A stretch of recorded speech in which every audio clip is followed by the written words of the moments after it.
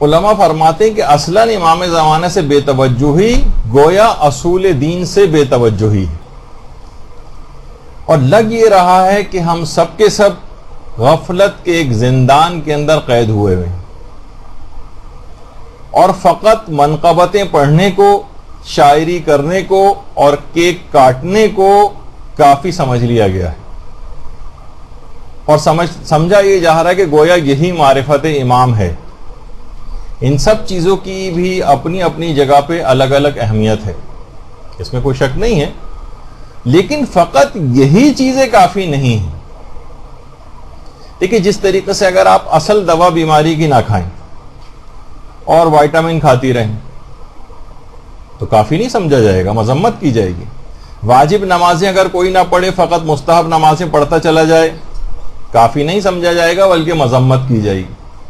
اور وہ تو مسئلہ ہے کہ جس کی گردن پر واجب روزے باقی ہوں اور وہ مستحبی روزہ رکھے تو مستحبی روزہ باطل ہو جاتا ہے۔ لاکھ آپ صدقات دیں، چیریٹی کے کام کریں، لیکن خمس اور دیگر مالی واجبات ادا نہ کریں، کافی نہیں۔ ہزار عمرے کر کے آ جائیں مستحبی، مگر حج واجب نہیں کیا تو یہ جبران نہیں ہو سکتا اس حج واجب کا۔ تو یہی والی چیزیں ہمارے ہاں بھی ہیں کہ امام زمانہ کے سلسلے میں جو معرفت، جو ریکوائرمنٹ، جو چیزیں ہیں، اس کو ہم نے نہیں سمجھا ہے، اور فقط مستحبات یا وائٹامن والی جو چیزیں ہیں ان کو سمجھ لیا گیا ہے کہ بس ہم نے منقبت پڑھ لی، پروگرام ارینج کر دیا، خوب پیسے بھی خرچ ہو گئے، ایک چھوٹی موٹی تقریریں اس کے اندر ہو گئیں، کیک ویک کاٹے، خوشیاں منائیں، گھروں کو چلے گئے۔ یہ نہیں کافی، بالکل بھی کافی نہیں ہے، اور اس کی کچھ اور ریکوائرمنٹس بھی ہیں۔ دیکھیے، انتظار ایک روحی کیفیت کا نام ہے۔ جتنا جس کا انتظار ہوتا ہے اتنا ہی اس کی آمد کے لیے آمادگی پائی جاتی ہے۔ مثلا کوئی دوسرے ملک سے کوئی مہمان آپ کے گھر آنے والا ہو، مثلا کوئی شوہر ہے کسی کا، وہ کئی سال بعد واپس آ رہا ہو، باپ ہے کسی کا، بھائی ہے وہ کئی سالوں بعد واپس آ رہا ہو، جتنا طولانی اس کا فراق ہوگا اتنا ہی اس سے ملنے کا زیادہ انتظار ہوگا۔ جتنی محبت اور دوستی اس شخص سے زیادہ ہوگی اتنی ہی انتظار کے اندر ایک تڑپ پائی جائے گی۔ انتظار کے لیے بے چینی، انتظار کے لیے بے قراری حرکات و سکنات سے ظاہر ہوتی۔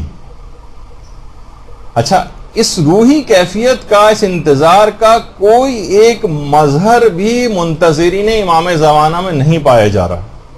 کہیں سے انداز سے، حرکات اور سکنات سے یہ نہیں پتہ چل رہا ہے کہ یہ لوگ منتظر ہیں، دکھائی نہیں دے رہا۔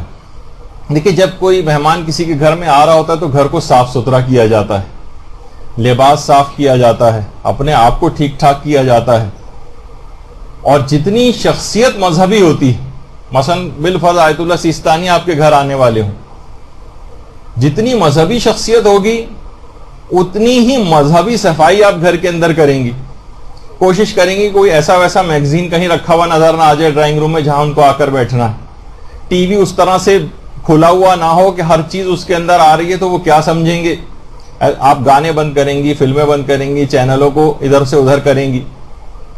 تو دیکھیے، گھر میں کوئی مجتہد آ رہا ہے، رہبر معظم تشریف لا رہے ہیں، مثلا یا آغا سیستانی آ رہے ہیں، گھر میں کہیں گٹار یا آلات موسیقی سامنے رکھے ہیں، فوراً اس کو چھپایا جائے گا۔ عورتیں خواہ عام زندگی کے اندر بے پردہ گھومیں، کم سے کم جس وقت وہ مہمان آنے والا ہوگا اس وقت وہ حجاب کر لیں گی۔ اگر ایسا نہیں ہوگا اور اسی طرح سے گندگی کا گھر کے اندر مچا کے رکھی ہوئی ہے اور اس مہمان کے مذہبی ہونے کا بھی کوئی خیال نہیں کیا گیا اور اس انداز کی صفائی نہیں کی گئی، تو یہ سمجھا جائے گا کہ ان کو اس مہمان کی کوئی پرواہ نہیں۔ تو دیکھیے، یہ کوئی انتظار نہیں ہے۔ بالکل کہا جاتا ہے، علماء نے بہت ساری مماثلتیں پیش کی ہیں حضرت یوسف میں اور خود امام زمانہ علیہ الصلوۃ والسلام میں۔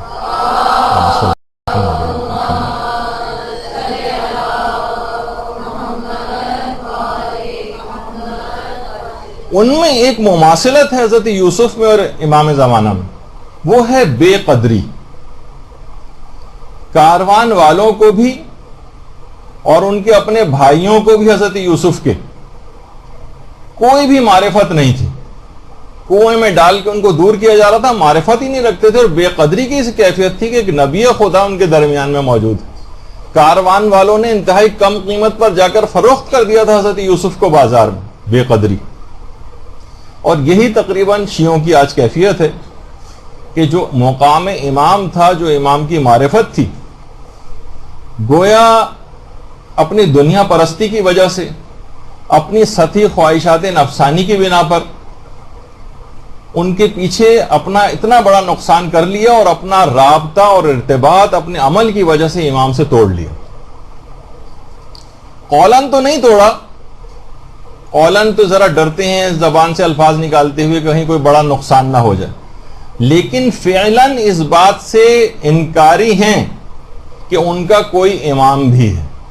ہمارا عمل بتا رہا ہے کہ ہم اس بات سے انکاری ہیں۔ دیکھیے، غیبت کے جو طولانی ہونا ہے، اس کی ایک وجہ، جو طولانی ہونے کا جو مقصد ہے کہ اتنی طویل غیبت کیوں ہے، اس کی ایک وجہ علماء نے لکھی کہ اس کی ایک وجہ چھلنی میں ایمان والوں کا چھانا جانا ہے، کامل الایمان کو ناقص الایمان سے الگ کر دیا جائے۔ یہ بہت اہم اس کی وجہ بیان کی گئی، اور بہت کم ایسے رہ پائیں گے کہ جو کہ ایسا اعتقاد اور ایقان امام کے اوپر رکھتے ہوں گے۔